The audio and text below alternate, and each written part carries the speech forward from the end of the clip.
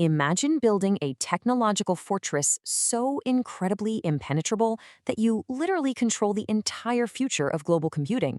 Well, welcome to this explainer. Today, we're going to deconstruct the architecture, the absolutely brilliant strategy, and maybe more importantly, the massive hidden vulnerabilities of Nvidia. We aren't just looking at what they make, but how they built an absolute fortress around their entire business, and exactly where the hidden cracks in that fortress lie. 94%. I really want you to just think about that sheer scale for a second.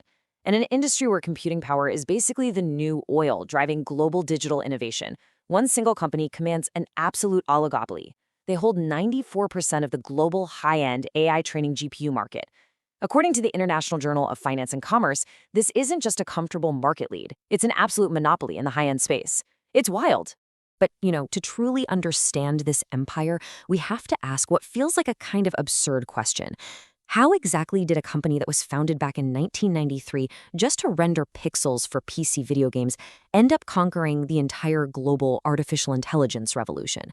I mean, how do you go from powering teenage gaming rigs in basements to powering the most advanced large language models on the planet? Let's look at Section 1, the billion-dollar pivot, and see dynamic capabilities in action. So Nvidia's dominance definitely didn't happen by accident.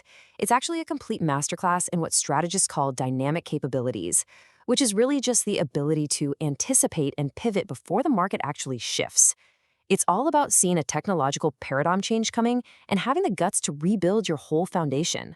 Get this. Back in 2006, CEO Jensen Huang poured hundreds of millions of dollars into developing a software platform called CUDA. And for 6 straight years, this project just bled money. Investors hated it, employees actually suggested killing it. But then, in 2012, a deep learning model called AlexNet won a major image recognition competition using just 2 Nvidia GPUs. That one moment proved the hardware's incredible ability to perform massive parallel matrix operations. Fast forward to 2022 with the explosion of ChatGPT, and boom, their data center business became the undisputed king. Researchers writing in the International Journal of Finance and Commerce point out something super fascinating here. Nvidia willingly sacrificed immediate short-term financial gains to build out this entire software ecosystem, anticipating a shift way before it ever arrived. They didn't just chase quick hardware profits. Actually, they essentially gave their development tools away for free, all to build this enormous, incredibly loyal community of developers. Which brings us to Section 2, building the unbreakable moat through an ecosystem strategy. Listen, you simply cannot understand Nvidia without understanding CUDA. It is the foundational architecture that totally transforms standard graphics processors into the incredibly versatile mathematical engines you need for deep learning. Before CUDA, a GPU was kind of a one-trick pony. It literally just drew graphics on your screen. But CUDA cracked the hardware wide open. It allowed regular software developers to tap into those thousands of tiny computing cores for massive, general-purpose math. It basically turned everyday graphics cards into accessible supercomputers for the masses. And while traditional chip makers were stuck fighting over incremental hardware specs and dealing with short-term obsolescence, Nvidia completely changed the game. They created this dual-drive system where their hardware is permanently locked to their exclusive software platform. Think about it. Traditional competitors would release a faster chip, only to be beaten 6 months later by someone else. Nvidia, on the other hand, made absolutely sure that if you wanted to use their deeply entrenched software, you had to buy their hardware. Period. And when you have over 5.5 million registered developers actively building on your system, backed by over 16,000 global patents, you create immense path dependence. If an AI startup wakes up today and wants to switch to a rival chipmaker, it's not just a matter of unplugging a piece of hardware. No way. It requires completely rewriting their entire software stack from scratch. That is a massive, incredibly painful switching cost, and it's exactly what keeps users completely anchored to Nvidia. But hey, nothing is perfect. Let's move to Section 3, supply chains and bottlenecks, and look at the cracks in the foundation. Because even a fortress has a weak point, right? If we apply a classic Porter's 5 forces analysis to their operations, we see something pretty alarming. While Nvidia has almost completely locked out rivals and new entrants, and even massive cloud vendors like Amazon are basically forced to accept their terms, their supplier risk is dangerously high. It's off the charts.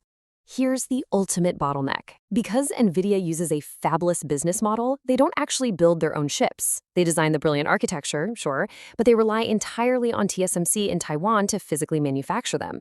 On top of that, they depend on a tiny oligopoly made up of SK Hynix and Samsung for their high-bandwidth memory. So what does this mean? If any kind of supply chain shock hits TSMC or those memory suppliers, Nvidia's entire empire just grinds to an absolute halt. Which leads us straight into Section 4, the export control landscape. It's geopolitics versus innovation. Because, let's face it, when you hold the keys to the AI revolution, governments are going to step in. A 2026 report from the Institute for Security and Technology neutrally maps out a rapidly evolving and honestly often deeply conflicting landscape of U.S. AI export controls. This analysis gives us a direct, impartial look at how policymakers are really struggling to regulate the flow of advanced computing power across international borders. The think tank highlights a super fascinating contradiction here. They note the U.S. is sending some heavily mixed signals about its long-term strategy. For instance, the government is actually reopening licensing for Nvidia's H200 sales to China, while at the exact same time, they're trying to restrict remote cloud access. It's definitely an agenda in motion, and it raises some really serious questions about how far the U.S. is actually willing to go to shape global technological outcomes. So, policymakers are essentially trapped in an incredible dilemma. On one hand, allowing sales of chips like the H200 helps foreign firms train frontier models today. But on the other hand, restricting them entirely just forces those nations to accelerate building their own completely independent AI ecosystems.